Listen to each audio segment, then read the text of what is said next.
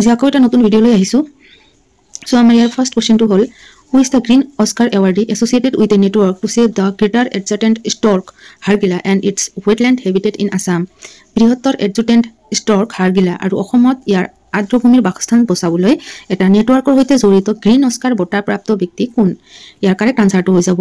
Option A Purnima Devi Barman next question number 2 she is a social reformer who played a vital role in improving women's rights and education in the country and she is considered as the first female teacher of India. Who is she? তেওঁ এগৰাকী সমাজ সংস্কাৰক যিয়ে দেশত মহিলাৰ অধিকাৰ আৰু শিক্ষা উন্নত কৰাৰ গুৰুত্বপূৰ্ণ ভূমিকা পালন কৰিছিল আৰু তেওঁক ভাৰতৰ প্ৰথম মহিলা শিক্ষয়িত্ৰী হিচাপে গণ্য কৰা হয় তাই কোন ইয়াৰ কাৰেক্ট আনসাৰটো হৈ যাব অপচন বি সাবিত্ৰীবাই ফুলে Question number 3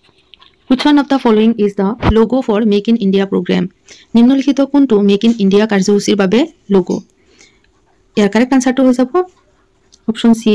silhouette of a lion on the pearl made entirely of cogs. তাৰমানে তলত থকা এটা সিংহৰ সিলুৱেট সম্পূৰ্ণৰূপে কগৰ দ্বাৰা নিৰ্মিত Question number 4 The National Chambal Sanctuary in Madhya Pradesh is the home to critically endangered. মধ্যপ্ৰদেশৰ ৰাষ্ট্ৰীয় অভয়াৰণ্য চম্বল হৈছে গুৰুত্বপূৰ্ণ বিপদাপন্ন ঘৰ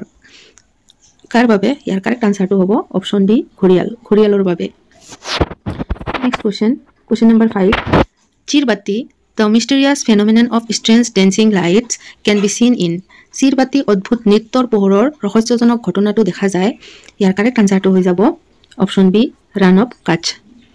অফ কাচ্চত চিৰবাতি দেখা পোৱা যায়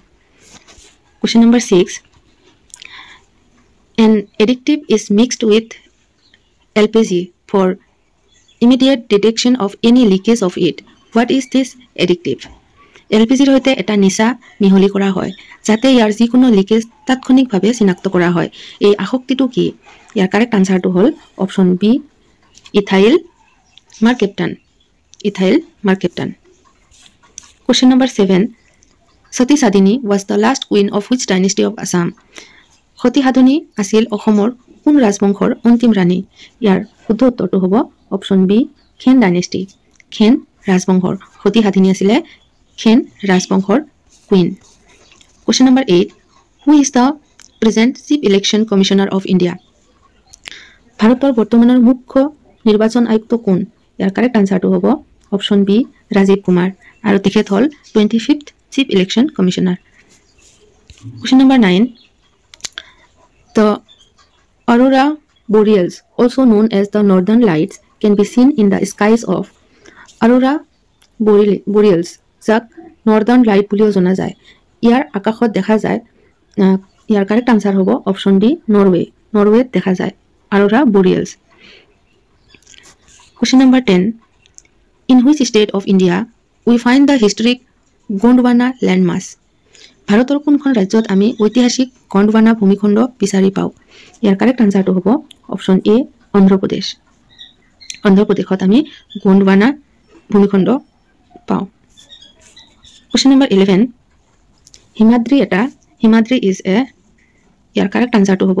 option D station in the arctic region arctic অঞ্চলৰ এটা station Question number 12 For the purpose of generation of nuclear energy in India, the first breeder reactor is established in ভাৰতত পাৰমাণৱিক শক্তি উৎপাদনৰ উদ্দেশ্যে প্ৰথম ফাৰ্ষ্ট ব্ৰিডাৰ ৰিয়েক্টৰ স্থাপন কৰা হৈছে ইয়াৰ শুদ্ধ উত্তৰটো হ'ব option C কালপক্কাম Question number 13 The Central Fuel Research Institute is situated in কেন্দ্ৰীয় ইন্ধন গৱেষণাৰ প্ৰতিষ্ঠানটো